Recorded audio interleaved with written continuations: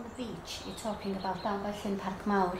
You know, the forest in Newborough, it's a vast forest.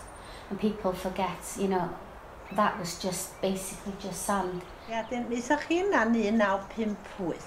Be oedd yna'n hollol? Oedd y coed wedi cael ei plannu? Oedd wedi ddechrau plannu 1946. Right. Newborough is the only forest in Great Britain where the soil is over 3/4 of the area sandy. When I arrived at Newborough in 1950, the rainfall was the lowest in North Wales. Most of the plants were pine, and this was much different from other forests such as the Coedwig forest, being that it was a sandy area. Y job gyntaf ni gael o paratoi y lle plannu moras I stopio I rwystro'r y tywad ma, liwchio, a gwneud lle I blannu'r coed de. Paratoi, gwneud lle i'r coed felly. They had to have special gangs of men protecting the foreshore by the dune area to prevent it being eroded away and obviously taking eventually all the trees with them. And they had something like 5 men working along the front of the foreshore planting marram grass, because they weren't only planting trees at this time, they were planting the marram grass to stabilise the area. Tam isio cloc I godi'n bora glwad o dynion sgidia mawr a mynd dan siarad They used to walk up to work together, all the men. They used to congregate in the village and they'd walk up to the forest together. A hwyl. Hwyl a gweiddi, a wedyn o 7:30 tan 4:40. Dan nhw'n mynd adra 4:40 de. Bydda. Ond eich bod nhw'n cael panad o'n y cwt wedi adeiladu yn bwrpasol wrth i'r organ o. There was no facilities to keep anything warm or heat anything up. Pen byddai'n amser bwyd a o fyddai'r tywad yn mynd rhwng y fechtan a felly, grintian rhwng danar yn mynd. Eventually, they did have some kind of a hut where they could have their food. Pawb yn dwad a'i bac ar ei gefn ei bwyd. Bac ar ei gefn ei feic a pawb a'i bwyd e. Ac mynd i'r ffynon grochan ma I gael dŵr, ia. The first operations they undertook, and it was new at that time, was to establish long lengths, perhaps 2 or 3 miles in length, fences or littoral dunes above the high water mark, but not too far into the forest. We used to do some planting marram grass on the sand dunes there. Yeah. We always used to refer to it as Canada. Mr. Jones Watty, who named it that? Owen Jones Watty, he was the keeper. Where have you been today? We asked Owen Jones. He says, I've been to Canada. And he called it Canada because it was so far. And that's what he called them. Poles which they had were very long, perhaps 12-15 feet in height, and they would put the line of poles down and then establish a crude fence made out of brash. Di dod a pist o betws y coed, efo wagan. Byddwn ni'n cario efo fyncl, wan hiwad un o. A dyna nhw I Mawr de. Wedyn o'n gwneud tractor bach yn cario nhw fanna wedyn. Lle oedd y wagan y methu mynd o'r ein ffyrgu bach, na wedyn mynd I lefydd ocwad yn de. Cario brigaf yr hogiad I chwalu nhw fanna, mwy stopio'r tywad ma liwchio. Wedyn dwi'n cofio hen danc o'r armi dydna, am bod nhw'n methu mynd efo'r tractor. A'n yncl I oedd yn dreifio fo. These fences, they were erected round about October and November of each year, ready for the winter winds which blew in off the sea, and they would blow the sand up against the fence, and that would create a long, straight, artificial dune. They weren't always successful, it was very much dependent on the weather. Perhaps after a couple of years, they would then use the long uprights which they use in the fence to create yet another fence on top of the original fence, which by that time had been buried. And then this process would continue until the long poles, which, as I said, were about 12-15 feet, had been completely covered, and you ended up with quite tall, high dune, which was there to protect the forest from the effects of the onshore winds. It is the most windy forest in Great Britain. Charles Tunnicliffe used to describe it to me as the windy forest. The men at Newborough had spent the whole week constructing a fence to establish these dunes, and when it came to Friday afternoon, because they were on piecework, they were getting paid so many shillings per chain. It was Peter's responsibility to assess the length of fence they'd actually constructed within the week, and he measured the fence by pacing along the sand. The men noticed, because of his footprints in the sand, they thought he was pacing at more than 1 yard, and they disputed his measure. They then produced their measuring stick, which was allegedly 6 foot long, but Peter reckoned the stick was only about 5'6" in length. Things got slightly heated perhaps. Peter decided that he would settle the argument on the following Monday morning, and they would bring down measuring tape to measure out the fence. They duly arrived at the seashore to measure the fence, but alas, the fence had gone. They'd had high tides that weekend, the winds had been particularly strong, and had carried the whole fence out to sea. I don't know how the men got paid that weekend. You've got to think of it as a marram planting as well as a tree planting exercise. You're protecting the things at the same time. Now, the workforce in 1946 was about half a dozen men.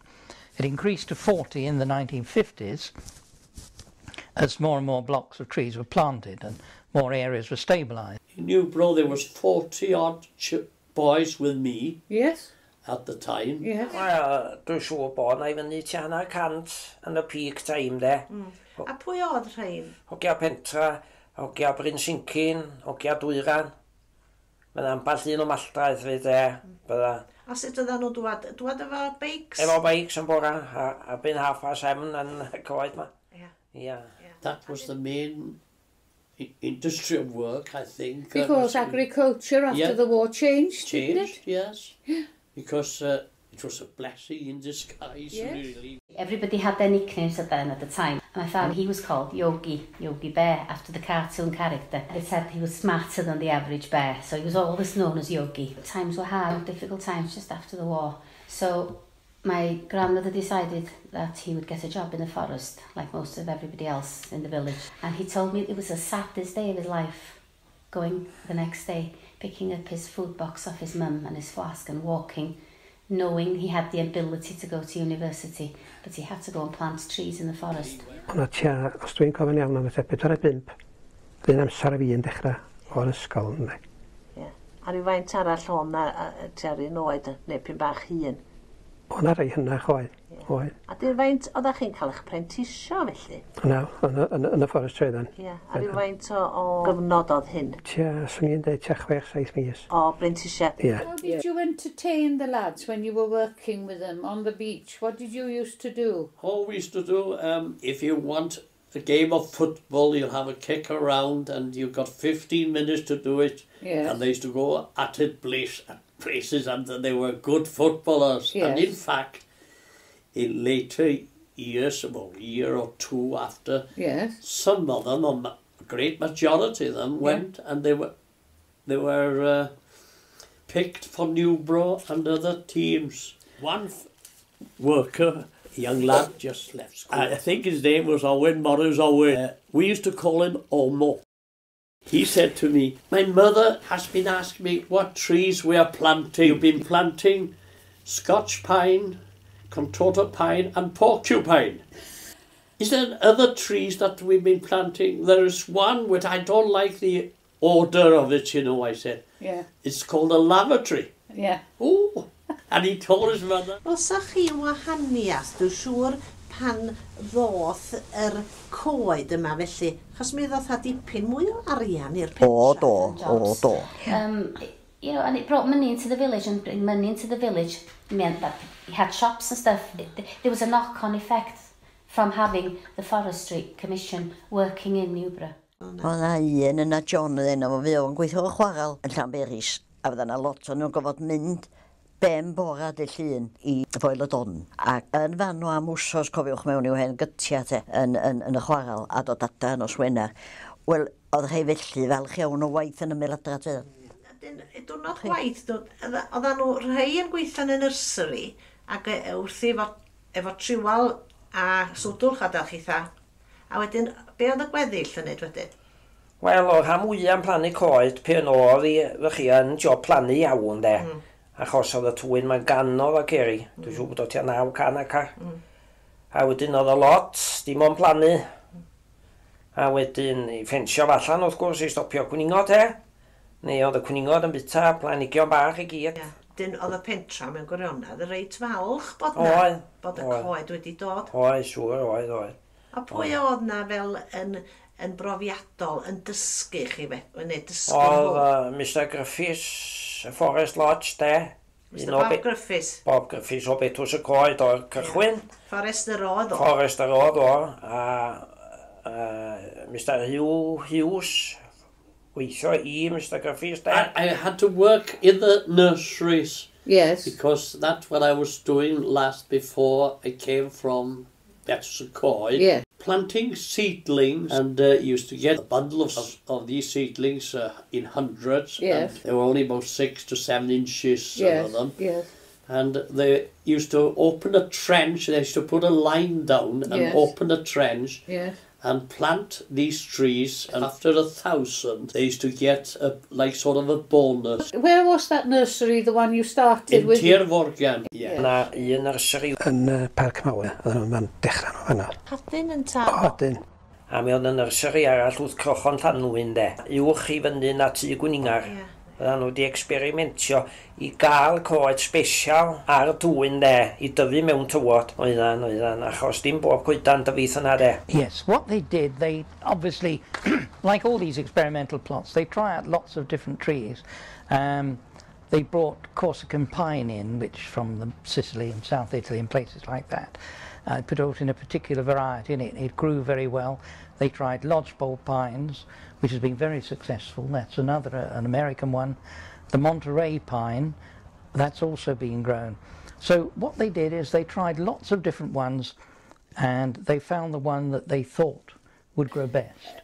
Those plants, yucca, do you remember those washed ashore when you were there? Yes. And planted, there were plants and were planted in the sand dunes. Yes. And they flourished, didn't they? That's right, yes. Yes, some of them grew there. Yes. And what they took first of all was a pine, a Corsican pine, which has the name Pinus maritima, the scientific name, and so that it grows by the sea and it's very common on the continent on similar sorts of area.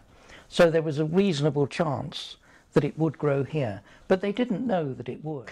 And probably quite a nerve-wracking decision because somebody had to say, we will now use this variety, possibly after 5-6 years, because they were looking at the longer 30 or 40 year time. A wedyn oedd y rhan fwyaf o'r ponciau, ochr i'r dwyran o'r Rock Ridge di plannu mor o les I gyd adeg yna.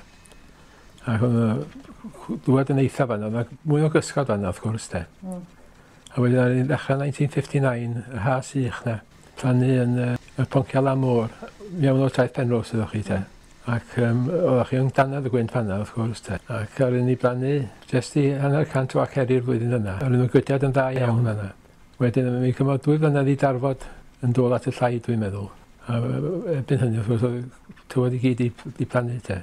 From about 1948 to 1971, between 16 and 28 hectares were planted annually. Now, one man could plant about 1,200 trees a day at a 4.5 foot spacing. So, if you ever want to go and count the number of trees there, you can just work out how long it must have taken these people to do that. You know, there was a huge community spirit there, but like I said, it was such hard work that my father decided enough was enough. He wanted to bigger and better things, and he got a job as a sort of apprentice roofer, and that was what he did for the rest of his life. But he always had an affinity for family.